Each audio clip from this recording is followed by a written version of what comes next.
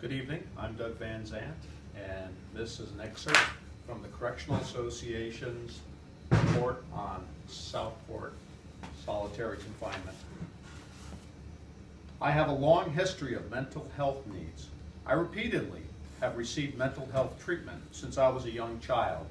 I have been diagnosed with a serious mental illness, bipolar, manic depressive disorder, and a list of others.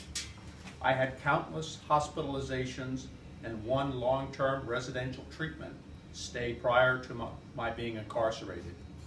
My case that led me to be incarcerated was in the mental health court, which is only for people who have a serious mental illness. I didn't comply with the condition of the mental health court and so was sentenced to prison time. A lot of atrocities take place here behind the walls.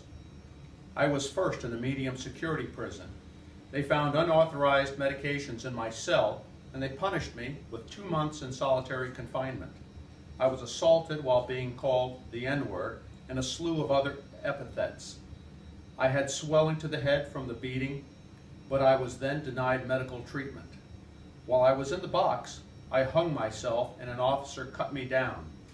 I was taken to an outside medical hospital, then sent to a mental health crisis observation unit at another prison, and then sent right back to solitary where I received more tickets. That started a more than 6-month cycle between solitary, self-harm, observation cells, more disciplinary tickets, and solitary. I spent a number of those months in the box at Great Meadow and in Southport's SHU unit. I also received more tickets while in the SHU for having pills that were given to me for my sciatica nerve, or having law library materials, or because I was still eating my breakfast after I was asked to complete it. Although I had a long history of mental health illness, the Office of Mental Health, OMH, has me listed as having an adjustment disorder, and so I was able to be held in the SHU. I attempted suicide at least 5 times during this period. I didn't want to live. The SHU really brings out the worst in me. I hung myself innumerable times. Even while in a preventative suicide unit, I hung myself by a towel. Other times, I swallowed my inhaler, paper clips, and zippers. Solitary is terrible. Officers are always looking to beat you. I've been called the N-word more times on this bid than I have in my entire life, by people who work for the government. Correction officers called me a no-good N-word slave. As a result of being in the box at Southport and other prisons, I couldn't sleep. I was nervous all the time. I had involuntary muscle twitching. My hope was transformed to despair at the SHU. I had a lack of interest in everything. I talked to myself. I had nightmares and ill feelings. I felt constant stress and suicidality. I frequently had thoughts of hurting myself and often acted on them. Also, because of the lack of exercise in the SHU, my body ached.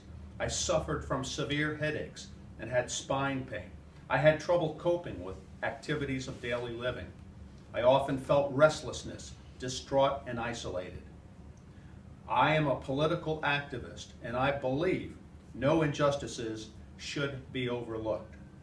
I believe, being a black youth in America, my injustice has been stolen, and the current prison system is just a continuation of the rape, murder, and genocide of my ancestors from the slave ships, replaced now by slave bricks, made to keep you captured like working mules.